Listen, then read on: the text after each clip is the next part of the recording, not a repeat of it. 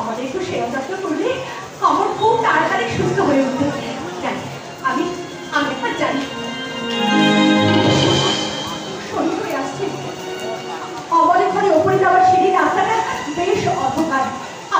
আমি অন্ধকার পথে আমার ঘরে ঠিক পৌঁছে যাবো, ঠিক পৌঁছে যাবো।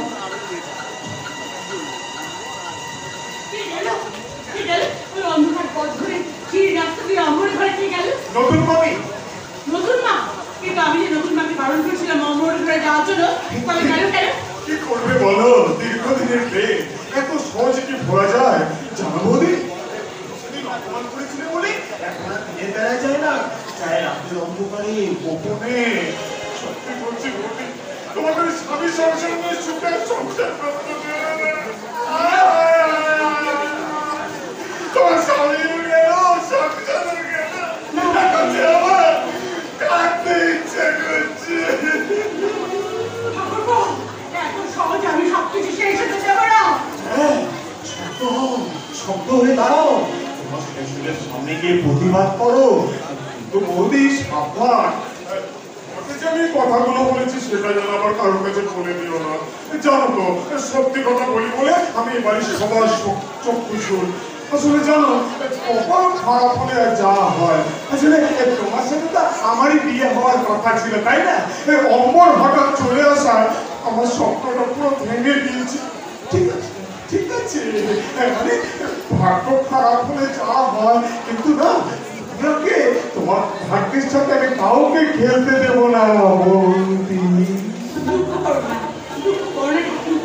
আমার খুব আফসোস হচ্ছে জানো তো, আমার দাদা তোমার সম্বন্ধে সেদিন মিথ্যে বলেছিল, কিন্তু এখন সবকিছু আমার কাছে জলের মতো পরিষ্কার হয়ে গেছে। ওই অমর হলো একটা সাধুবেশী শয়তান, আর তুমি হলে গিরিশ টুকরো। তুমি যখন বৌদি হয়ে আমার জীবনে এসেছো তখন তুমি বৌদি হয়ে থেকো, কিন্তু বৌদি আগে তোমার স্বামীকে ওই নতুন মায়ের হাত থেকে বাঁচাও। হ্যাঁ তুমি ঠিক বলেছো। জানো বিয়ের পর আমি এসে নতুন মাকে প্রণাম করলাম, কিন্তু অমর কিন্তু প্রণাম করলো না।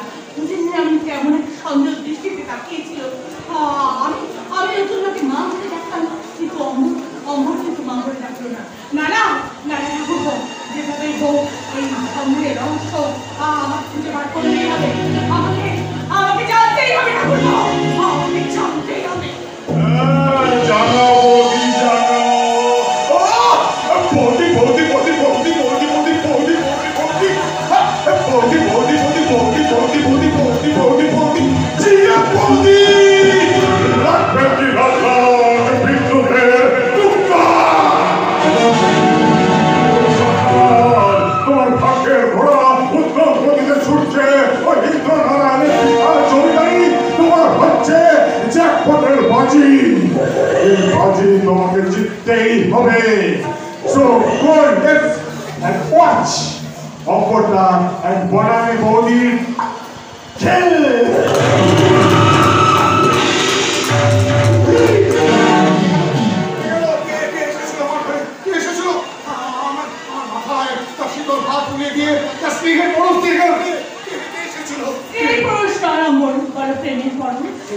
প্রেমের পরশ, তাহলে কিন্তু পবিত্র স্পর্শ তোমার হতে পারে না। মনে হলো যেন কতদিন পর সে স্বর্গ থেকে নেমে এসে আমার মাথায় হাত বুলিয়ে আমাকে শান্ত করে শান্তি দেশে নিয়ে যাচ্ছে।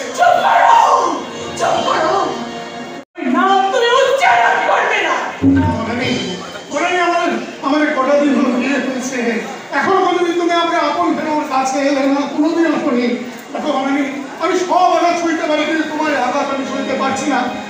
আমি আস্তে আস্তে অসুস্থ হয়ে পড়ছো, তাই না? হ্যাঁ ঠিক তাই দেখো না, আমার শরীরটা কেমন তুমি আমার হাতটা ধরো, তুমি আমার হাতটা ধরো, আমার হাতটা ধরো। অপরের উচ্ছিষ্ট গ্রহণ করে আমি পুণ্য সঞ্চয় করতে চাই না। মানে নতুন মায়ের সম্পর্কে তোমার বিশেষ সম্বন্ধ, কেন সে তোমাকে গোপনে অনুসরণ করে, কেন রাতে অন্ধকারে সে তোমার ঘরে যায়? তোমার দ্বন্দ্বের প্রশ্ন আমি বুঝতে পেরেছি, কিন্তু না মীমাংসা আমি পারি না, শত চেষ্টা করো আমি পারি না। কেন পারো না? তার স্নেহের পরশ বলো, সে তোমার স্নেহময়ী মা বলে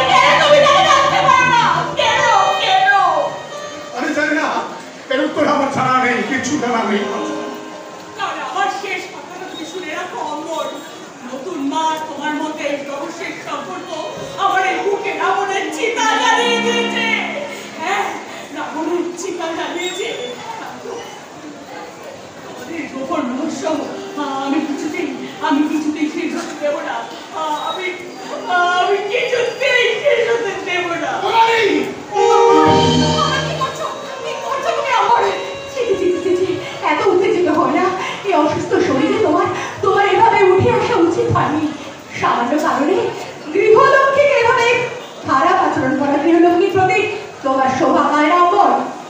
গৃহলক্ষ্মীকে তোমরা একটু একেবারে অলক্ষ্মী বানিয়েছে। তোমার সমস্ত দলের আমি মীমাংসা করে দিচ্ছি। ছাড়ো, হাতটা ছাড়ো বলে দিচ্ছি। নিজের চোখে যে দৃশ্য আমি দেখেছি, তারপর দুটো মুখের আলো মাথায় আমাকে সহজে বিশ্বাস করতে পারবে না। কিছুতেই হবে না, কিছুতেই না। ভগবানকে ডাকছে, ডাকো ডাকো ডাকো, মুখ ফাটা অর্থনাদ করে ভগবানকে ডাকো ডাকো। বিয়ে দিয়ে সুখী করতে চেয়েছিলে না? পারলে না, পারবেও না। ওই ভগবান নাকি দুর্ভাগা সাজিয়েছে, মানুষ তাই কোনোদিন সুখী করতে পারে না। যার ব্যাংকে, যার ভালোবাসার ব্যাংকে দুবার টাকাটি হয়ে গেছে, আমার পরম পূজনীয়া মিসেস রায়, যার ভালোবাসার ব্যাংকে দুবার টাকাটি হয়ে গেছে, সেখানে বেশি বেশি চেক কেটে দিলাম।